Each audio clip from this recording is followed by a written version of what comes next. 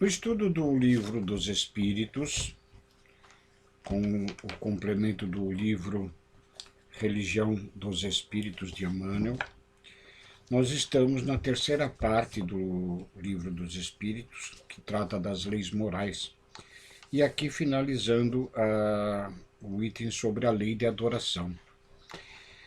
Na questão 673.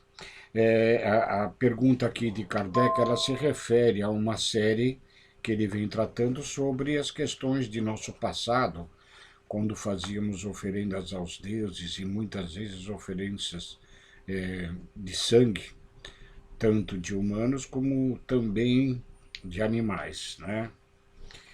E na questão 673, Kardec pergunta e fazendo um arrazoado.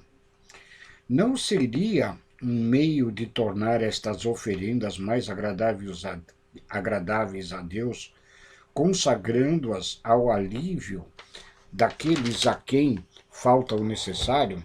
E nesse caso, o sacrifício dos animais feito com um fim útil não seria meritório, embora tivesse sido abusivo quando não servia para nada, ou não aproveitava senão as pessoas de que de nada precisavam? Não teria alguma coisa de verdadeiramente piedosa consagrar-se aos pobres, às premissas dos bens que Deus nos concedeu sobre a terra? E a esta questão, muito bem colocada por Kardec, os espíritos superiores respondem. Deus abençoa sempre aqueles que fazem o bem. Aliviar os pobres e aflitos é o melhor meio de honrá-lo. Não digo com isso que Deus desaprove as cerimônias que fazeis para pedir-lhe, mas há muito dinheiro que poderia ser empregado mais utilmente e não o é. Deus ama a simplicidade em todas as coisas. O homem que se liga às coisas exteriores e não à do coração é um espírito de vistas estreitas. Julgai se Deus deve interessar pela forma mais do que pelo fundo. A respeito dessa questão, Emmanuel nos traz uma lição que ele denomina servir a Deus, a respeito dessa questão 673, que foi estudada pelo Chico e seu grupo lá em 5 de junho de 1959. Em nome do amor a Deus, acumulam-se na terra tesouros e monumentos. Centenas de santuários sobre a rúbrica de cultos diversos espalham-se em todos os continentes. Pagodes e mesquitas, catedrais e basílicas, torres e capelas aparecem majestosos na Ásia e na África, na Europa e na América, pretendendo honorificar a providência divina. É assim que surgem aqui e ali casas de adorações com variadas nomenclaturas. Templos palácios, templos estilos, templos museus, templos consagrações, templos claustros, templos troféus. Os altares que os ofícios religiosos que os hebreus da antiguidade remota situavam em mesas de pedra no alto dos montes e são hoje relicários suntuosos faiscantes de pedraria. E para o curso das orações convertidas em cerimônias complexas, há todo um ritual de cores e perfume, reclamando vasos e paramentos que valem por vigorosas afirmações no domínio da posse material. Longe de nós, porém, qualquer crítica destrutiva aos irmãos que adornam, assim, o campo da sua própria fé. A intenção nobre e reta, seja onde for, é sempre digna e respeitável. E completaríamos ainda aqui em templos suntuosos. Contudo, em nos reportando a interpretação espírita, que exprime o pensamento cristão claro e simples como honrar o Criador, relegando-lhe as criaturas aos desvãos da miséria e às sombras da enfermidade? Que dizer da instância em que os filhos felizes, a pretexto de homenagear as magnificência paterna, fingem desconhecer a presença dos próprios irmãos, mais fracos e mais humildes, extorquindo-lhes o direito da herança? Como glorificar o todo compassível, inscrevendo-lhe o nome bendito em tábuas de ouro e prata, junto daqueles que se cobrem de andrajos e soluçam de fome? Lembremos-nos de Jesus, o expoente maior e de maior lealdade ao Senhor Supremo, anjo entre os anjos. Desce ao mundo num leito rude da estrebaria. Engenheiro de excelsas rotas, pisa em lama terrestre em louvor do bem. Puro entre os puros, é a esperança dos pecadores. Mensageiro de luz, toma a direção dos que se afligem nas trevas. Magistrado incorruptível, de ninguém exigia certidão de nobreza a fim de ser útil. Embaixador da harmonia sublime, é remédio dos doentes. Detentor de conquistas eternas, vale-se de barcos emprestados para o ensino da Boa Nova. O justo dos justos deixa-se crucificar entre malfeitores para engrandecer entre os homens o poder do perdão e a força da humildade. Cultiva, pois, tua fé conforme os ditames do coração, mas não se esqueças de que, no fundo da consciência, ajudar com desinteresse e instruir sem afetação é a única maneira, a mais justa e a mais alta, de servirmos o nosso Pai. E aqui lembrando uma passagem de Jesus, quando, na beira de um poço na Samaria, onde ele pede de beber para uma daquelas mulheres samaritanas, e ela estranhando, né, como que um judeu dirige a palavra a ela, e havia uma rincha, um desentendimento entre os judeus e samaritanos, onde ela, inclusive na Samaria, é que tinha um outro templo para eles não terem que ir no templo de Jerusalém, né? E Jesus diz a ela que ela lhe dá água de matar a sede, mas ele dará água da vida eterna. E ele conclui a sua fala com aquela mulher dizendo de que a questão dos templos, né, chegará o dia em que adoraremos Deus em espírito e verdade. Né? Os templos de pedra poderiam, com todos os recursos monetários e de suntuosidade que se faz ao longo do nosso planeta, serem transformados em benesses para os mais carentes e para avanços da ciência, né? É muito dinheiro desperdiçado em idolatria que, embora tenha sua validade junto de Deus, teria muito mais a serviço da própria humanidade. E com isso, com essa questão, nós encerramos essa parte da lei de adoração. E tem duas questões aqui que são abordadas nos estudos do Chico para a lei do trabalho. Né? Uma destas questões, a 676, que Kardec pergunta o seguinte: por que o trabalho é imposto ao homem? E a resposta é uma consequência da sua natureza corporal. É uma expiação e, ao mesmo tempo, um meio de aperfeiçoar a sua inteligência. Sem o trabalho, o homem permaneceria na infância da inteligência. Por isso, ele não deve seu sustento, sua segurança e seu bem-estar senão ao seu trabalho e à sua atividade. Aquele que é muito fraco de corpo, Deus deu a inteligência para isso suprir. Mas é sempre um trabalho, né? Então, o trabalho é que nos faz avançar em processos de conhecimento e evolução, tanto na questão da matéria, do descobrimento de tecnologias, né? Como também na nossa parte espiritual. E, a respeito desta lição, dessa questão, que Chico estudou lá no dia 26 de junho de 1959, Emmanuel traz uma mensagem com o título Trabalha servindo.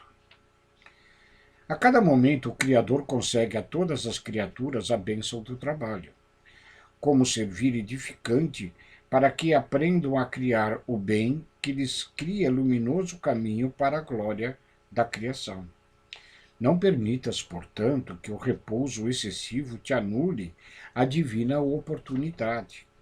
Assim como o relaxamento é ferrugem na enxada, a benefício do joio que te prejudica a seara, o tempo vazio é o flagelo da alma em favor das energias perniciosas que devastam a vida.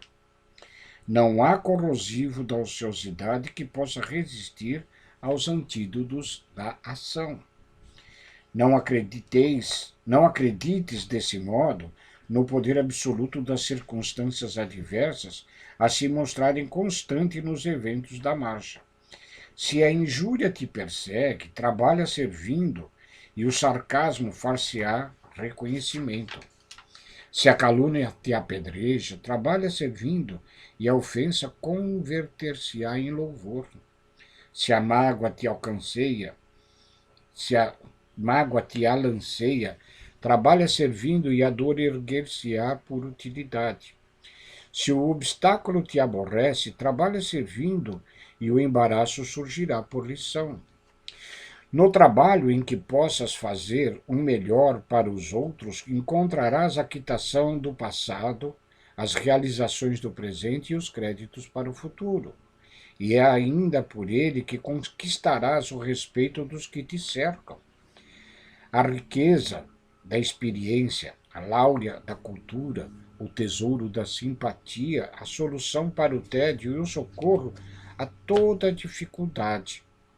Importa notar, porém, que há trabalho nas faixas superiores e inferiores do mundo. Movimento que aprisiona a atividade, que liberta, atração para o abismo e impulso para o céu. O egoísmo trabalha para si mesmo.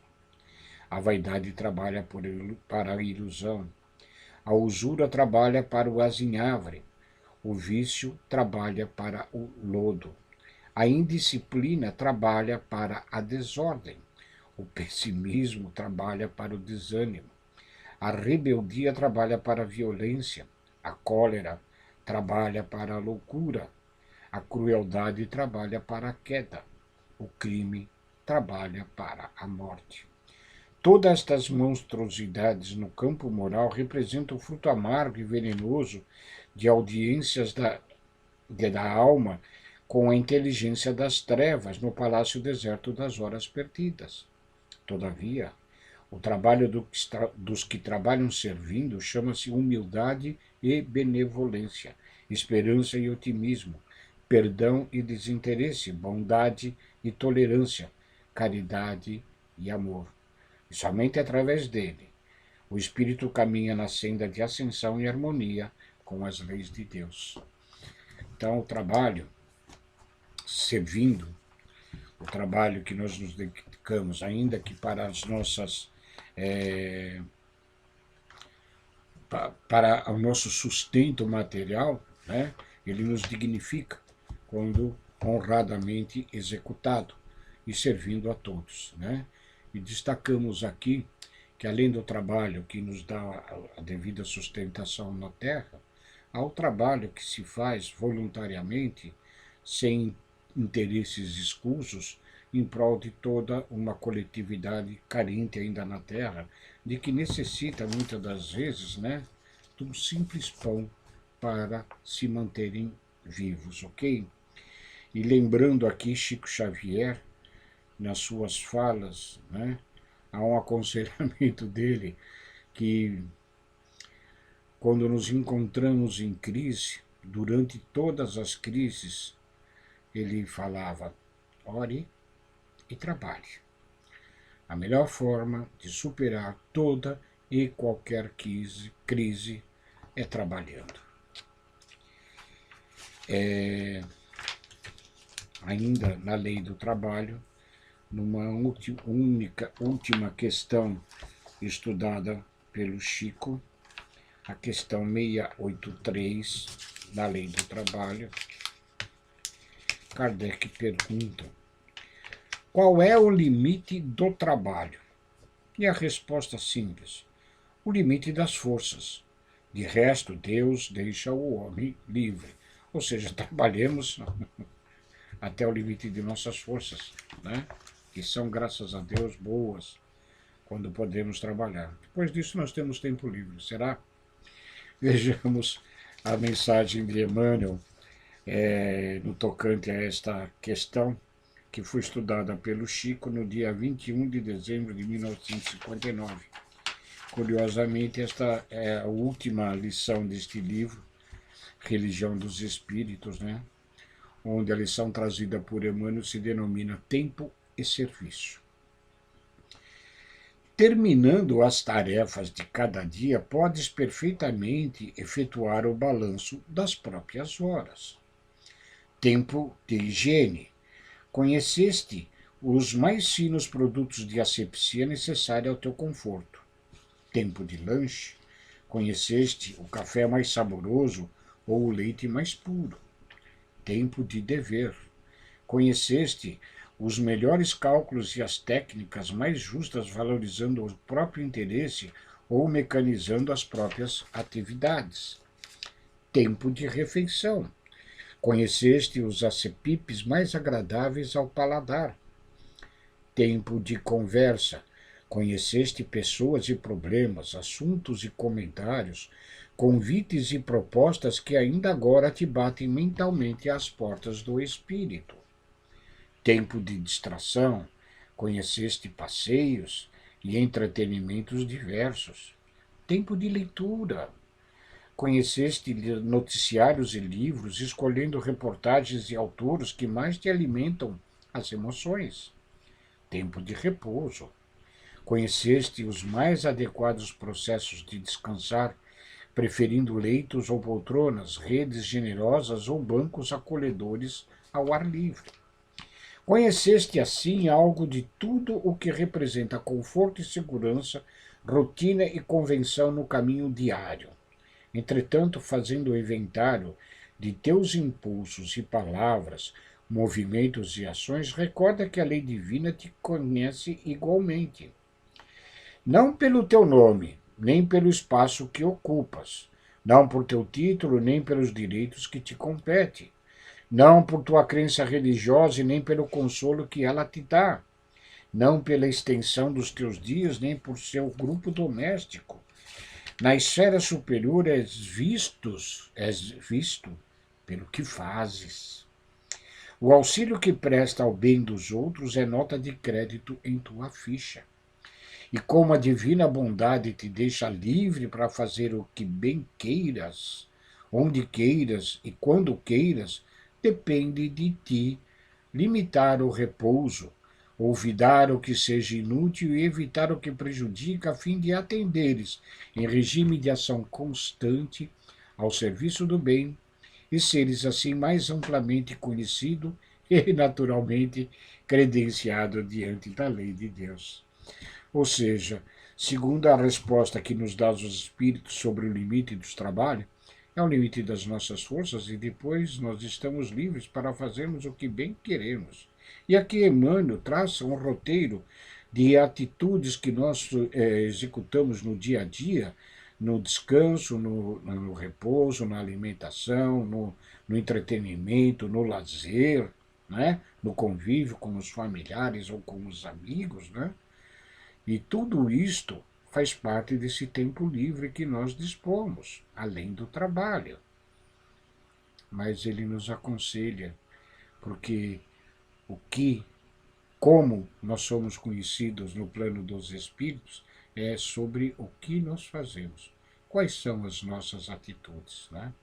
Então, quando elencamos o nosso tempo livre no auxílio de tantos quantos necessitam da nossa ajuda, seja monetariamente, através de alimentação, de remédio, de vestimenta, ou muitas vezes de uma palavra amiga, né? Sempre que trabalharmos em nosso tempo livre em prol dos necessitados, estaremos sendo conhecidos pelo que nós fazemos. E ainda complementando que estas atitudes de trabalhar no bem, ainda que durante o nosso trabalho, o de sustentação da nossa existência, junto de colegas, junto de superiores e subalternos, né? Saibamos honrar o nome de Jesus, dizendo-nos cristãos, trabalhando em prol desses amigos também. E assim terminamos hoje esse estudo, essas 3 questões de O Livro dos Espíritos. Fiquem com Deus, muito obrigado e um beijo a todos.